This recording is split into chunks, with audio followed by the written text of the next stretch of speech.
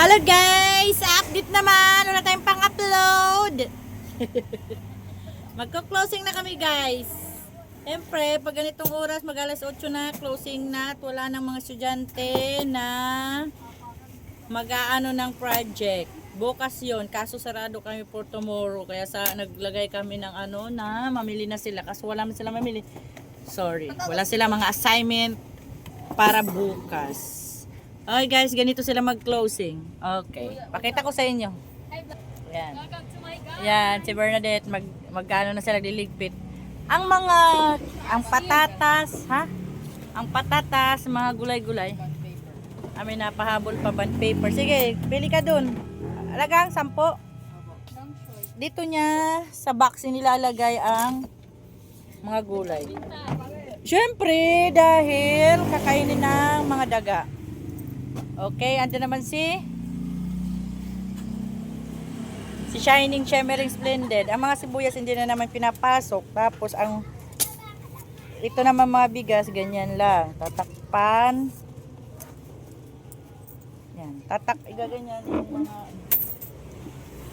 tatakpan kay para yung mga alaga natin, kung mayroong mga alaga, alam ko wala na kami ngayong alaga dahil nagkamatay na dahil nilason namin. Pero nung hindi pa namin alam yun na grabe ang porwisyo namin. Yung mga sibuyas, hindi naman yan dagain, ganyan. Sa labas lang yan siya. Siyempre, ang bigas, para malinis at hindi ipisin, siyempre, lalagay natin ng cover. Tapos, itong itlog maalat, ilalagay din yan sa box. Tapos, yung mga hanger, ilalagay nila to dito. Tapos yan, meron kaming mga nasa labas na paninda, gaya ng munggo, harina, at saka ano. Then meron kami dyan mga yun lang kailangan ko siya. yan. Tingnan natin kung paano sila magsara. So ito na naman si Gladys na piling sa vlog, kaya napupunahan na masungit daw. Ano masasabi mo? Ano masasabi mo sa ano dahil napakasungit mo? Sabi? Oo. Mga putang Napiling maganda kasi siya. Uy, wala. Ayan lang, nangutang lang naman siya ng tuyo, napiling walang bayad-bayad. Tapos, ayan na, liligpitin na nila yung... Ayan na, itong mga itong mga nakasabit sa labas, syempre maghanap ka dito namin nilalagay. Ito, mga nasa labas yan siya. Ganito, nagiging masikip siya. Nagiging budigi siya sa gabi, tapos sa araw, nandun yan sa labas. Yan, may magbago na akong lagayan ng aking mga headband. Ayan na siya. Liligpit na yan si Bernadette, kinikilig. Masyadong napapanood daw siya sa aking mga vlog, charis. Ayan. Kailangan sungkitin para makuha. Then, ito naman ang aming mga bag. Then, ayun naman ang aming mga sapatos. Tingnan natin kung paano nila deskartihan ang pagsasara. Yan. Pero nagagandahan talaga ako sa aking mga headband dahil meron ng Ba't ibang mga paninda. Pagdating dito, andito yung mga damitan ko. Yan ang ginagawa nila pag nagsasara na, sara time. Then pumapatong siya dyan sa upuan. Yan yung bag. Tingnan natin kung paano nila gagawin. Yan lang naman ang mga bagay-bagay sa araw-araw na ginawa niya. Then bukas kung anong pagkakuha nila, ganun din nila ibabalik. Dahil dyan pinipilit niya na hindi naman niya abot. Sige, ayun, abot pala niya.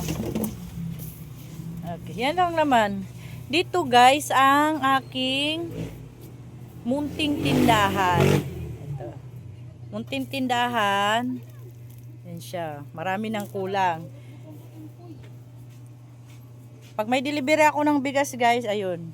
Marami akong kulang grocery. Then, pag umikot ka naman, nandito naman ang aking school supply and plasticware. Sa awa naman ng Diyos, nakakabayad tayo sa mga utang. Ito yung mga plasticware namin. Marami na rin to. Bali, ang nangyayari, isa lang ang mga benta, pinag-iisa lang. Then, may araw ako na para sa grocery at meron naman akong araw sa pamimili ng Divisoria at school supply. Magkakaiba dapat yun guys. Hindi yan sila dapat magkakasama. Sa susunod, ikikwento ko sa inyo.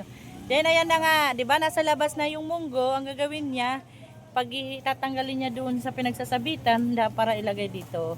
Tinuruan ko yan sila na itaas dahil mayroong mga mababait.